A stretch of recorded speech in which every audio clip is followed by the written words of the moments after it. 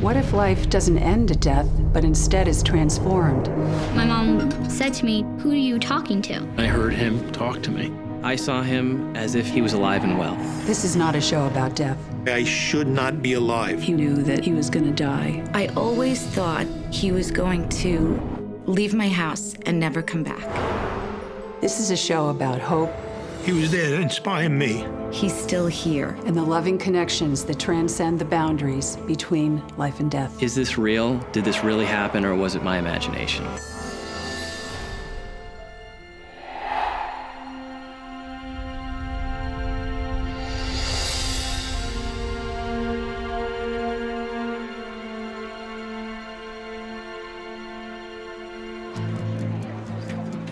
When I met Timmy, I went down to Wall Street for a job interview, and he was my boss, and he gave me the job. He just had this very kind, beautiful way about him. I felt that I had known him my whole life. I said, that's my husband. I'm gonna marry him.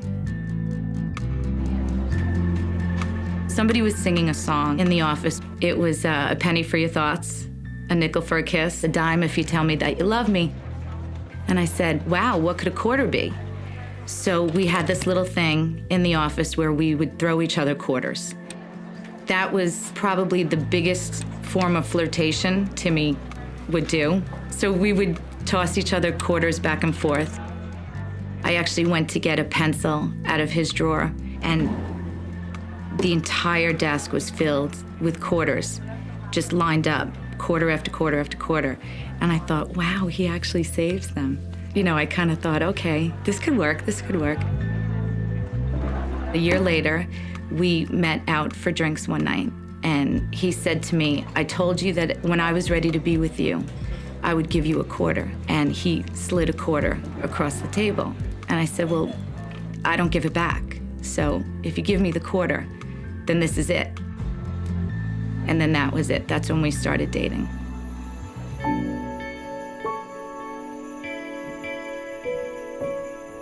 It was so long ago that I unfortunately don't remember that much. But what I do remember of him, all great memories. He was the most wonderful person you could imagine. I remember he would always throw us in the pool, and we'd always jump in with our clothes on, and we would always have a fun time. He was just so loving, just so loving. It was too good. I always thought that he was going to leave my house and never come back. Even if he was just going to the grocery store, I would literally run outside to say, okay, bye, I love you. And, you know, and he'd look at me like I was crazy because he was like, okay, I'll be back in 5 minutes, just going to get ice, you know, or something silly like that. But I always had this feeling he was going to leave and not come back. But I didn't. But I didn't on September 11th. That morning, it was a beautiful morning. I tried everything to get him not to go to work. Don't go to work. You take the kids to school because they would love it. And it was JC's second day of school. No matter what I said, he wouldn't do it.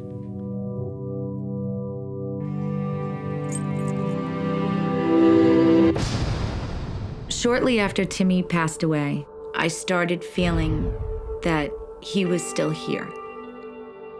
I felt him in my house, I felt him in my bedroom, I felt him in my bed, and I kept finding quarters around my house. I would find quarters behind a picture frame. I would find quarters in my bed, on my pillow.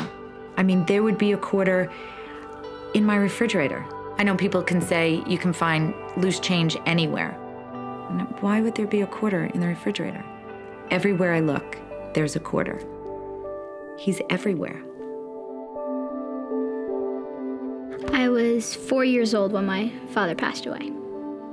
I just remember that my mom was always so sad that he wasn't around. She was in kindergarten at the time, and her teacher came to me and said that JC, when she's out on the playground, she goes off to the swings by herself, but she has full-blown conversations. My mom said to me, "JC, who are you talking to on the swing set?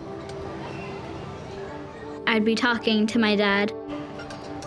She would say that he was telling her knock-knock jokes. That's what he used to do. There was one night where I actually had people over downstairs. I was looking for JC. I went up to her room, and she was playing by herself and having a conversation. I asked her who she was talking to. I said, all the boys, Mom. They're telling me knock-knock jokes. They're so funny. And then she proceeded to name all of the guys that Timmy was friends with on the desk. She went downstairs and brought a picture of all the boys. And I said, JC, do you know who these boys are? And she said, of course. And she pointed to each one of them and told me their names. Farrell Lynch, Pete Linus, Eamon. She named all of these men that were with her dad. And these are guys that she either never met or maybe met once or twice, but she was maybe 3. They did seem like they were standing right next to me. They seemed as if they were alive, I guess. It was normal for me because it would constantly happen. She told me he would sit there and laugh at me because I would cry. And he would say, Mommy's so funny. She doesn't need to cry. Mommy's so funny. And there was one night I was so sad. And I said, Jace, when you see Dad, will you tell him that I miss him? Then I kept on telling her, oh, just talk to him. He's right over there. You can talk to him. Daddy's at the end of the bed. And she was so nonchalant about it. And I said, well, what do you mean he's sitting right there? Where? And she said, Mom, he's right next to you. He's playing with your hair. And he's touching you and he's kissing your face. And I just thought, wow, I wish I could do that. I wish I could see him like she did. Jace, you gonna help me? Jace is gonna help me. But just the fact that I was able to see him and have conversations with him after he was no longer with us made me feel like we had an even more special bond together. Anytime I'm doing something crazy, I have a big test or anything, I have a game coming up, I always have a quarter with me to make sure he's with me. Everything that happened just made me feel so close to him, that he's still here. You know, nothing's over. He's still here. It wasn't scary. It was actually beautiful. Makes you actually appreciate death.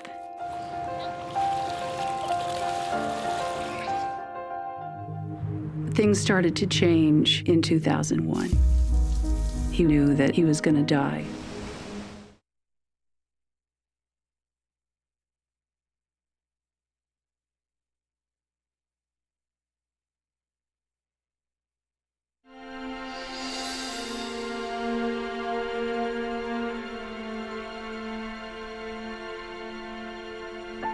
Eamon and I did have one official date when we were at Cornell.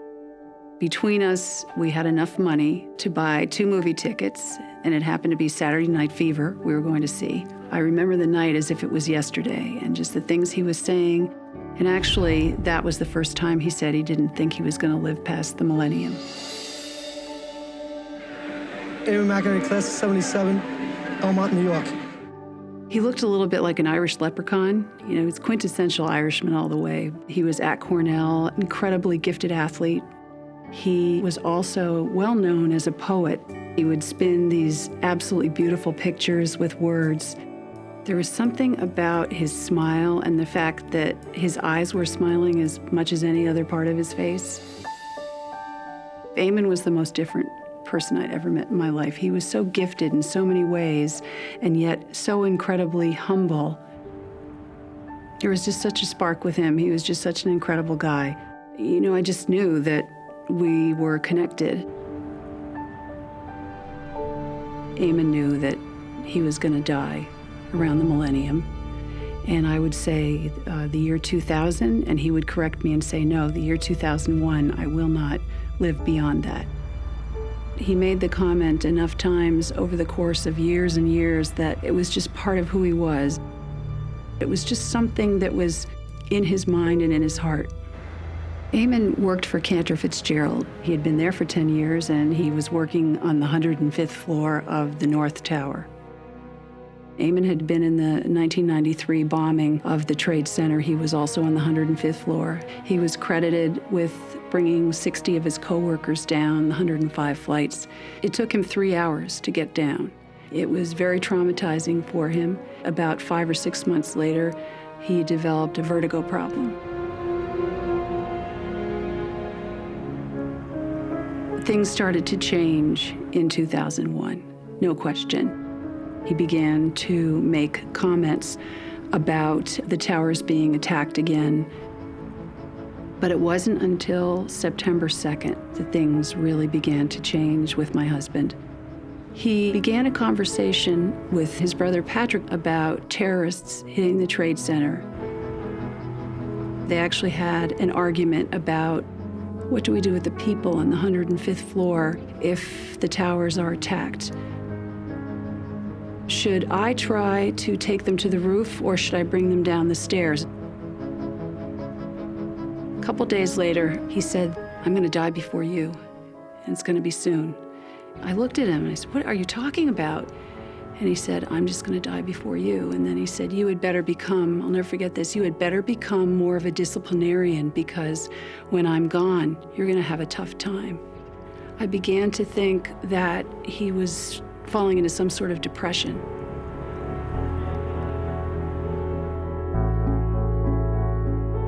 Sunday, September 9th, we were watching Band of Brothers, and the scene was these young boys jumping out of their planes to an uncertain fate below. And he said, those boys were so frightened.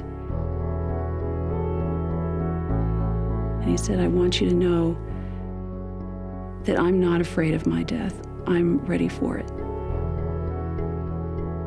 And I said, why do you keep saying this? What do you think is happening? He didn't have an answer for me.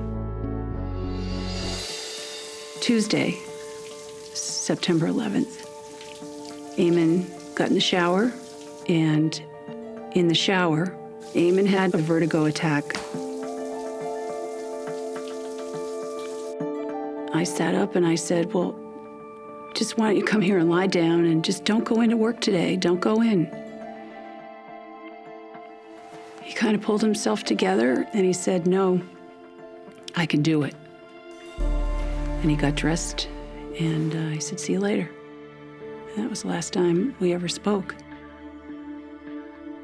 I was a little bit late that day, so I called my assistant, got her on the phone, and she said to me, Bonnie, Eamon just called.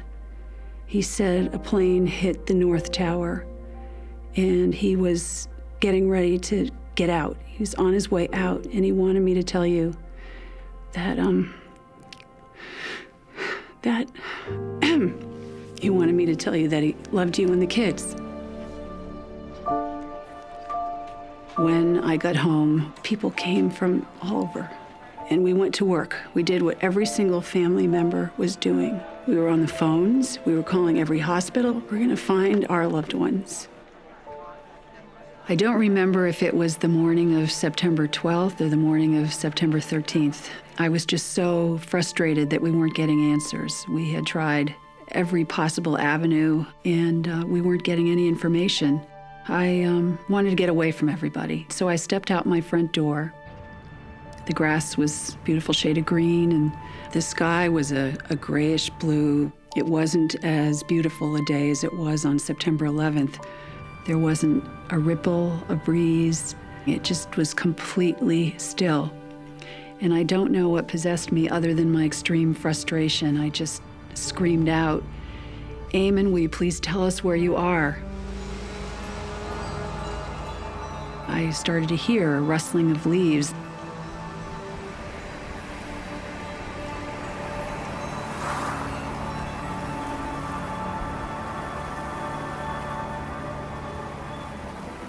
This breeze, this river of wind, if you will, that I could almost see, emerged from the tree, and it came towards me.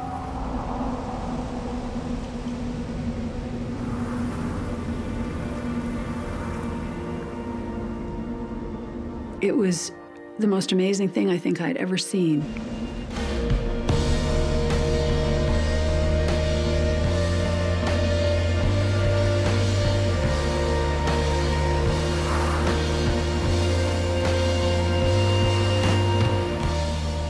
And then I took a breath and I realized that it was the answer to the question I had just asked. You know, I had asked Damon, where are you? And the answer was, I'm gone.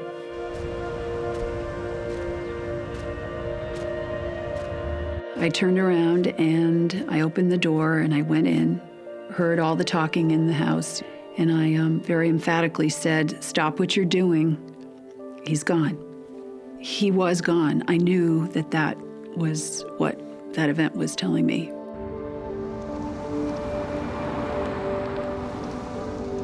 I actually published a poem that Eamon had written entitled For Bonnie, and it began, If I Should Die. The end of Eamon's poem says, then the end is a bend in the road that we'll never find, a death I will always defend you from. What Eamon was trying to tell us is that we live forever. We will always be connected.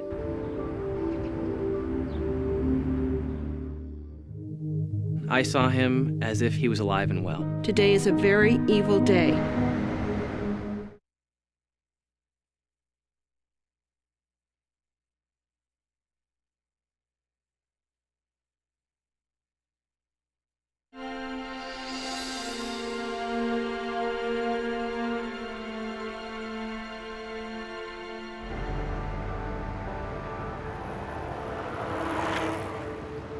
Wells was full of energy and love of life. He was fearless. Even from the time he was a small child, he was jumping off the highest things he could jump off of. He loved to terrify me. He got me actually to bungee jump once, and that's the last time I'll ever go, but I did it. He was an equities trader with Sandra O'Neill and Partners. Their offices were on the 104th floor of the South Tower. Wells was 24 years old, and he was in his office at the time the attacks began. There was something about him. He always had this positive energy. Even just when he walked into the room, he didn't have to say a word. His smile would light up the room and lift anyone's spirits.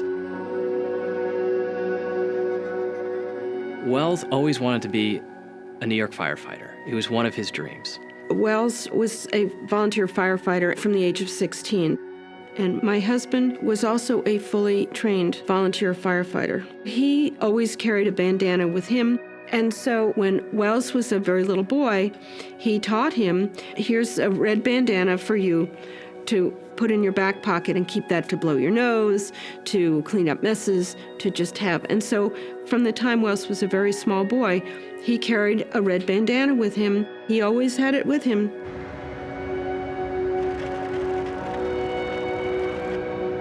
Wells and I met in the summer of 1998 in Madrid, Spain. We were both doing an internship, and during that summer, for 3 months, we traveled all over Spain and really became the best of friends.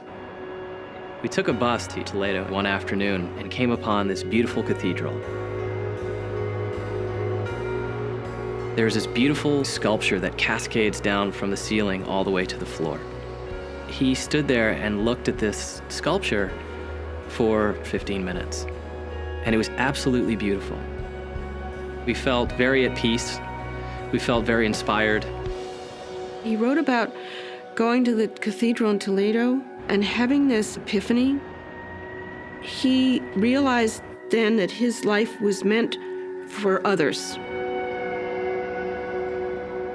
At the end of our internship, we both said to each other, well, we don't really like goodbyes, so I'll just see you in a few. We just turned and went in different directions. And it was about 3 years later, I got a phone call from him saying that he had just gotten this great job in the World Trade Center. And he said, I'm looking to move into New York City. Any chance you'd want to be roommates together? The next day, we set out and started to look for apartments. Our apartment was great. It was an amazing neighborhood, and it was definitely a few steps up from a college dorm room. Even though we weren't making very much money at the time, we could not have been happier. We had our favorite local bar. It was just a 10-second walk from our front door. Each night that we went there probably wasn't a single time that we didn't talk about Spain, and most importantly, how we both really wanted to move back there. I think Wells definitely knew something was coming. When Wells was last visiting us, he came home for Labor Day weekend. He seemed melancholy to me. He said, "You know, Mom, I don't know what it is exactly, but I do know this. I know I'm meant to be part of something really, really big." And those were the last words he said to me before leaving. He was almost saying goodbye. The week before September 11th, I started feeling an increasing sense of anxiety.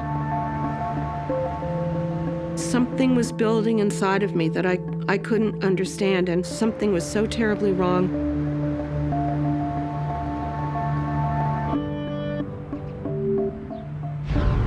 That morning, I'm on the Tappan Zee Bridge, and suddenly, into my head came these words, "I know what this means, I'm going to die today." I felt my chest open up, and a brilliant light shoot out of me.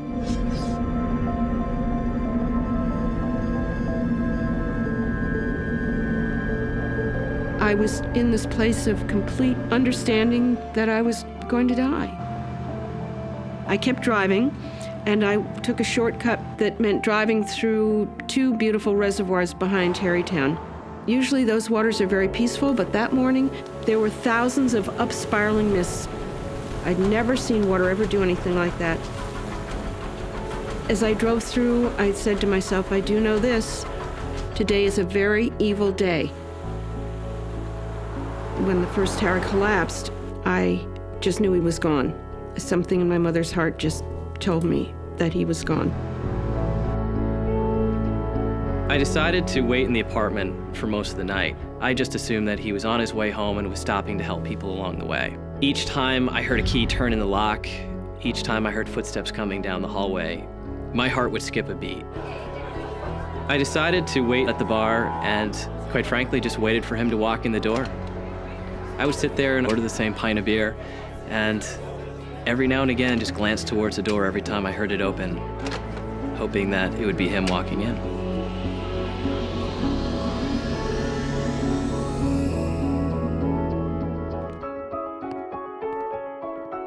That night when I got home, I remember walking into his bedroom and not wanting to touch anything. The dent from his head was still on the pillow. His glass of water was still on the night table. His dry cleaning receipt was still on his desk. Everything was very still, and that's when it started to set in that he might not be coming back. After 2 or 3 days, I had to face the reality that my friend wasn't coming home. After the attacks, I spent a lot of time, of course, on the phone, as most of us did. The time to reach hospitals was during the night when phones were not busy, so I'd be up 1, 2, 3 o'clock in the morning. The third night that I was doing this, I got up to stretch my legs, and suddenly I sensed Wells in a big energy field, is the best way I can describe it, just to my right, as big as he was. I knew if I tried to reach out and touch it, I would not be touching really anything. I didn't want to turn to look because I didn't want to have it disappear. I just wanted to keep experiencing what I was experiencing. I said, Wells, I know that's you. If you can do that, I know you're okay. And I remember one night after I got home, I changed and went and laid down on the couch, and I heard a key turn in the lock. And out of the corner of my eye, something navy blue stood out. And it was Wells, standing there in his business suit, his navy blue suit, yellow tie, and an overcoat. And he just looked at me, and he smiled and laughed a little, and he said, Chuck, it's okay. I'm okay. And he smiled and turned and walked towards the kitchen, just the way he always did every single night when he came home. And I heard the footsteps go all the way down the hallway, and then they just disappeared.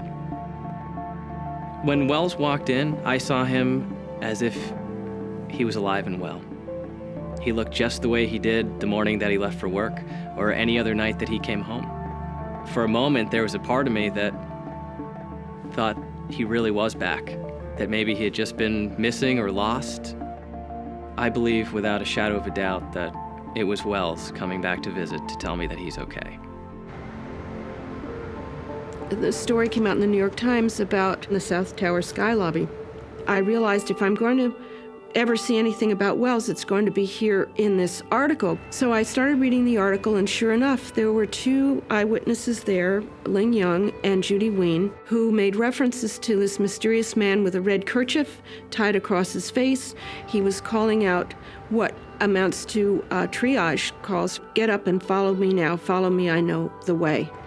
So I read that and I said, oh my God, there's Wells. I knew it. So the minute they said that red kerchief, that was it. I knew it was Wells. It had to be. I said, well, I'm going to track down these two ladies and I'm going to find out for sure. So I sent photographs to Judy right away. She forwarded around the photograph and she, yes, identified Wells as being the man that rescued her. Wells became known as the man in the red bandana. Judy said it was like seeing the hero cowboy riding into town with the bandana covering his face.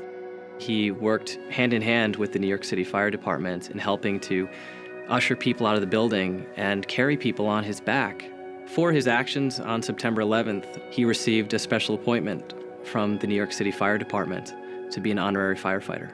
Even if he knew that he wasn't going to make it out, he still would have stayed in, and he still would have done exactly what he did. I still remember September 11th.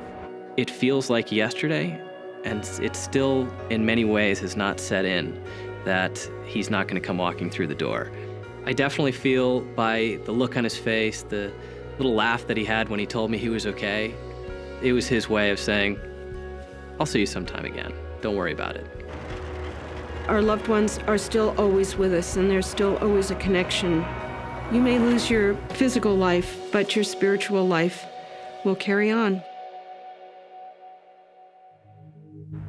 And I just yelled out to him, can you please tell me, John, where you are? And I heard him talk to me.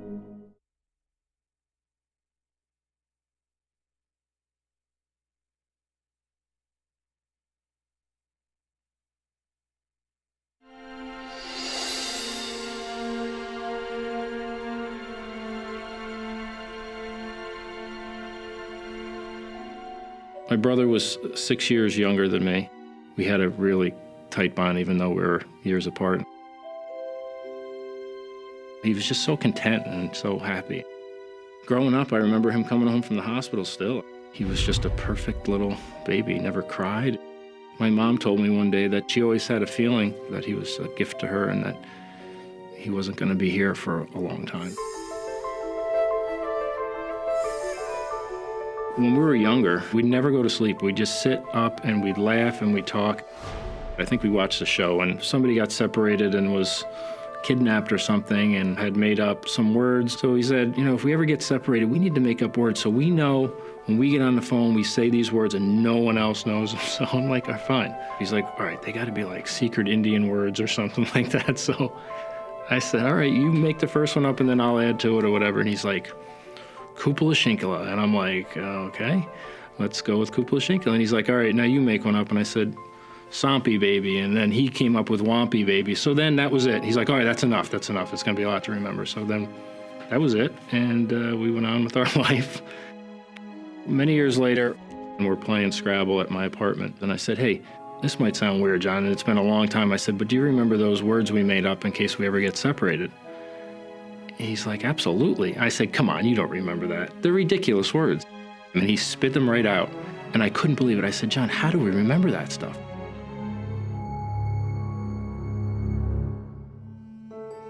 No one slept through the night. I was just lost. And I couldn't figure out how John could be there 1 minute and then go on the next. And where do you go? People started coming into the house. People were consoling us. It struck me as way too soon for this. I wasn't ready for all these people to come in and say, I'm sorry. I decided to take a walk to the train station the way my brother John would go every morning. Just clear my head and go down there and sit at the train. I was thinking about what they must have went through, and I needed some answers. And I just yelled out to him, "Can you please tell me, John, where you are?" I have my arms up and I'm just yelling.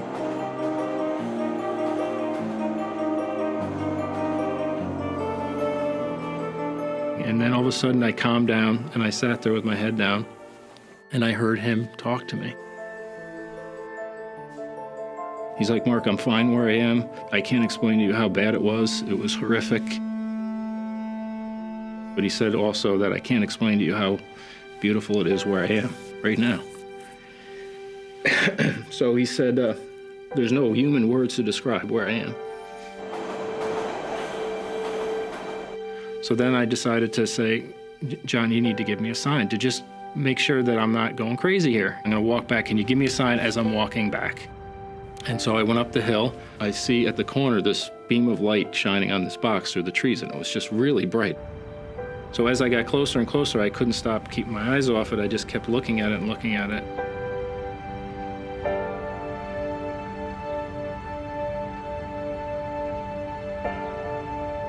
And I'm reading the side, and on the side of the box, in big letters, it just said "brother" right on it.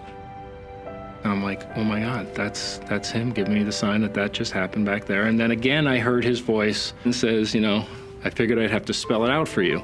With that, I knew that what happened was real and that he had an ability to communicate with me. So years later, I went to see a medium. And so we sat down and she actually said, "Your brother's here right now and he's kind of upset that you're here. What more can he give you? He's given you so much." She told me that my brother was sitting at the end of the couch. If you have any questions, he's willing to answer them right now. And I said, yeah, matter of fact, we made up some words in case we ever did get separated and no one else knows them. And he knows them, I know he knows them because I asked him the summer before, "Can you ask him about these words that we made up?" And so she sat there and she's like, "I don't know this language," she said. "I don't know what this is. It's like a different language. Forgive me if I don't pronounce it right," but she's like, cupola or kupa. I'm like, "Oh, that's fine, that's good enough," and I just couldn't believe it. Every year at September 11th, I was going down to the city at Ground Zero and just to pay my respects. So I decided every year then after to take a hike and go into nature and find some peace that way. It was a beautiful day. It was a cool day, but the sun was warm and it was breezy and I was alone and I found great peace up there. And I stayed up there for 3 or 4 hours. I just was reading and I just felt so much peace. I was ready to leave and I said, "John, I feel you with me." I said, "Can you give me a sign again that you're with me?" And so out of nowhere comes this huge monarch butterfly and it lands right on my toe.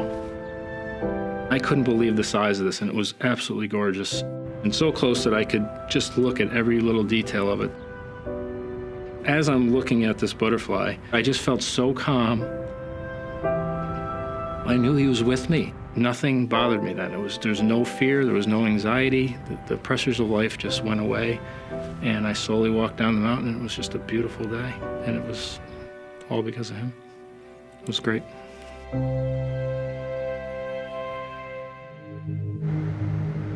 There are so many reasons why I should not be alive.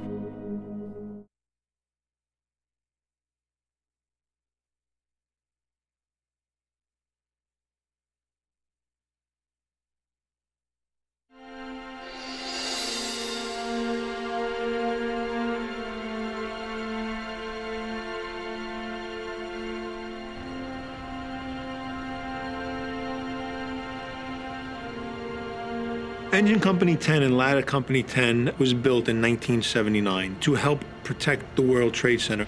So every single day when we opened up our front door, the only thing that we saw right in front of our building was the World Trade Center.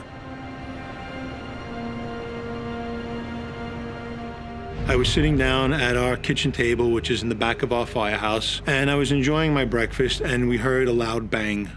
A firefighter who happened to be at the front of the firehouse, he ran into the kitchen. He said a plane had just hit the World Trade Center.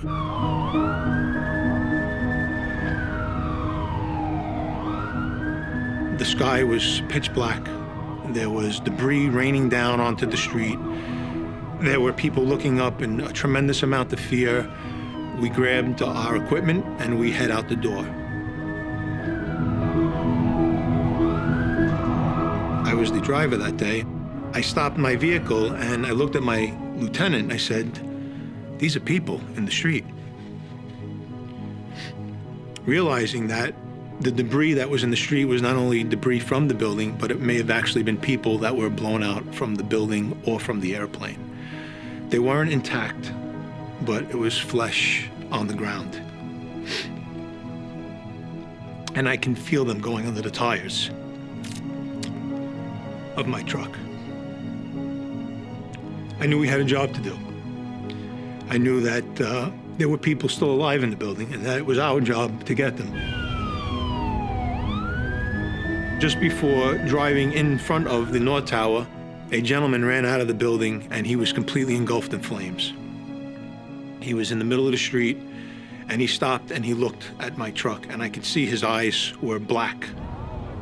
I immediately grabbed another firefighter and we went to aid this gentleman who was in front of my fire truck. The rest of the members from my crew ran into the building and they were killed on September 11th.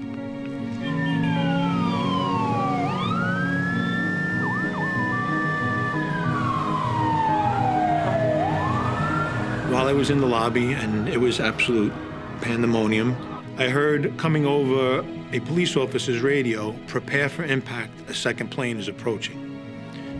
And I said, "We're under attack."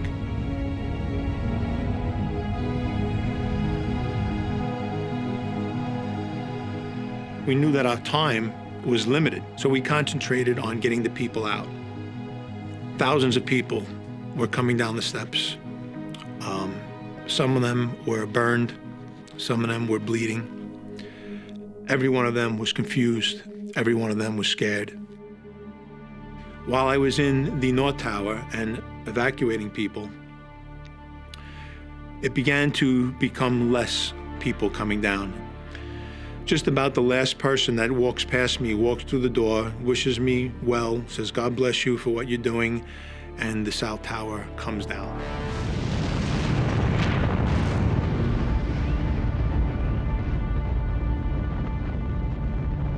The lights flickered, they went off. I felt a tremendous rush of wind. I was lifted off my feet and hurled through the air like I was a piece of paper.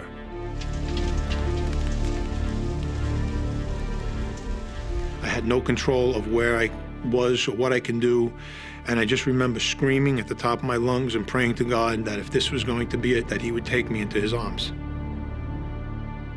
The woman that had just walked through the door, that just wished me well and blessed me, she was killed instantly. She didn't make it. I landed on the floor in pitch black darkness, and I cowered over into a corner, and I curled up into a fetal position, but now I was trapped in a pitch black cocoon. I didn't know where I was. I had been tossed through the air, so I didn't know my location. I couldn't breathe because the air was thick with dust and debris. I turned on my air, I put my mask on my face. I was able to get 2 good, solid breaths of air, which made me relax a little bit, which made me calm down. It's okay, you have to find your way out of this. And with that, off to my left, I saw a very large, light gray square. Everything else was pitch black, but this was light gray. I said, "Oh my God, that's a window." I stepped out. I called back into the darkness and I shined the flashlight into the darkness. I said, "If anybody can hear me, if anybody could see this light, it is a way out."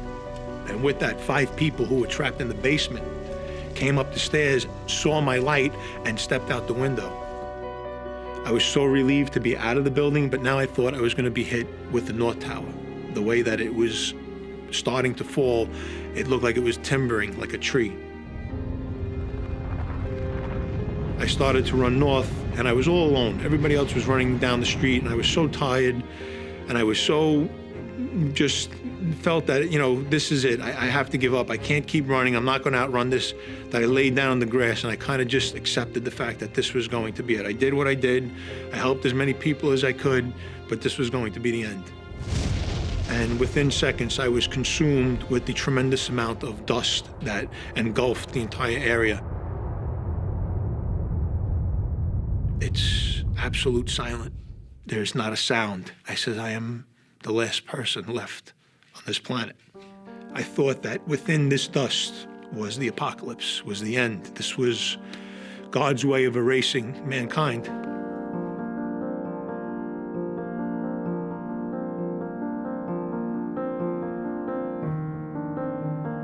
Within minutes, the dust lifted and I could begin to see gray figures running.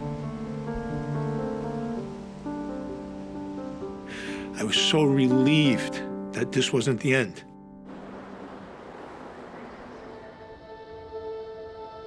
After spending the rest of the day trying to help out as best I could, I needed to go home. I needed to see my family. I started to walk over the Brooklyn Bridge.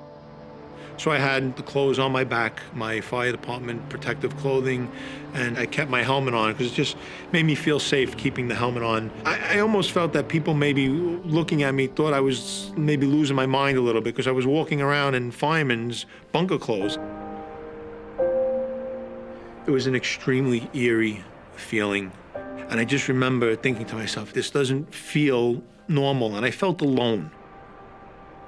Midway across the bridge, right at the center of the bridge, there was a construction worker standing there. And he saw me coming, and he saw my fireman gear, and he just decided it was time to talk to me. I just wanted to be friendly, and I didn't say, you know what, pal, just get away from me. I just had a tough day, just leave me alone. I welcomed the conversation. It brought me back to reality a little bit. He goes, I know you were down inside there. I says, well, yeah, there were a lot of firefighters. He goes, but I know you were down inside there. And he said, you have a bigger job now. He goes, you survived for a reason. You need to tell your story. You need to keep the memory of the people who were lost on that day. You need to keep that alive. You need to do that. It's important. And he continued to walk with me and felt the need to reassure me that there is a reason why this happened. We don't understand it. We may never understand it, but there is a reason. Nothing happens by chance. We came over the other side of the bridge, and there were police officers standing there. And this gentleman said goodbye to me. He says, God bless you, and I'll talk to you some other time. And he stepped off to a path. And I continued toward the police officers, and they said to me, are you okay? I said, yeah, I'm all right. They said, we were watching you come over that bridge, and, we didn't know what you were going to do. You kind of looked despondent. I said, well, if I can get a bottle of water for my friend, I said, I'll tell you what we talked about. He goes, well, which friend? I said, the guy that I was walking with down the bridge. I said, you were alone.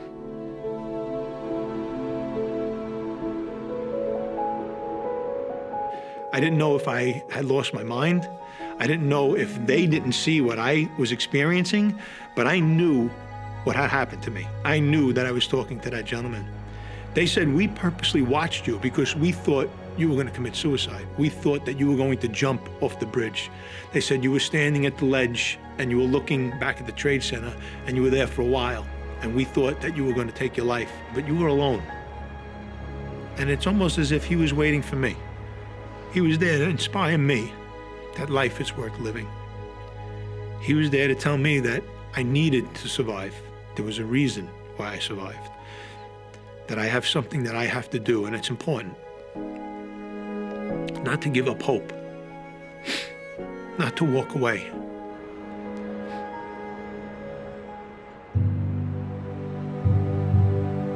There are so many reasons why I should not be alive.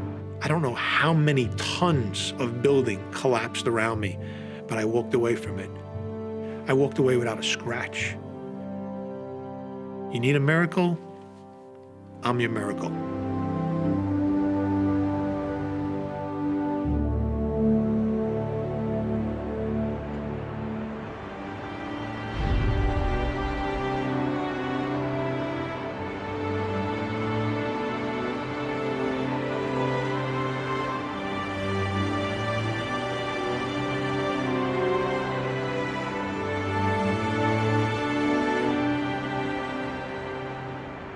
There is no doubt that there is another realm, that there is some place that we go to.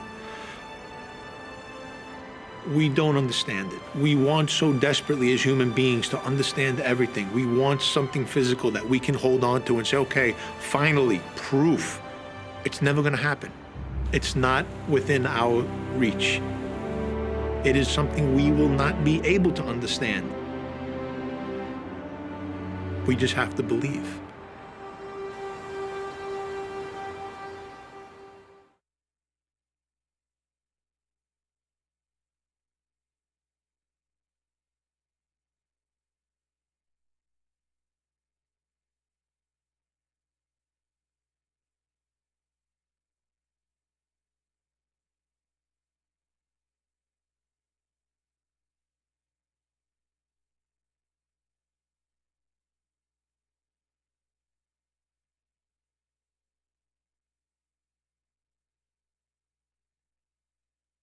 Going to jump off the bridge. They said you were standing at the ledge and you were looking back at the Trade Center and you were there for a while and we thought that you were going to take your life, but you were alone. And it's almost as if he was waiting for me. He was there to inspire me that life is worth living. He was there to tell me that I needed to survive. There was a reason why I survived. That I have something that I have to do and it's important. Not to give up hope, not to walk away.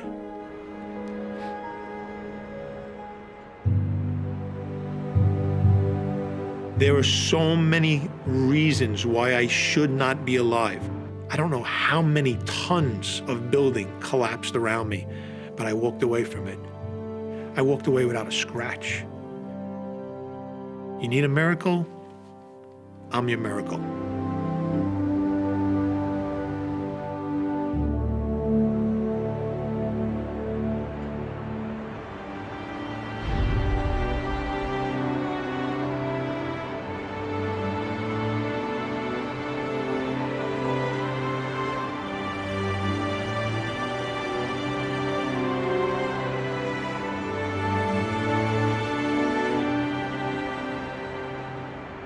There is no doubt that there is another realm, that there is some place that we go to.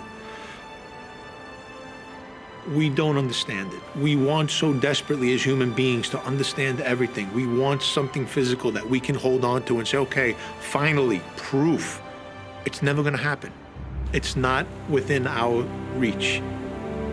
It is something we will not be able to understand. We just have to believe.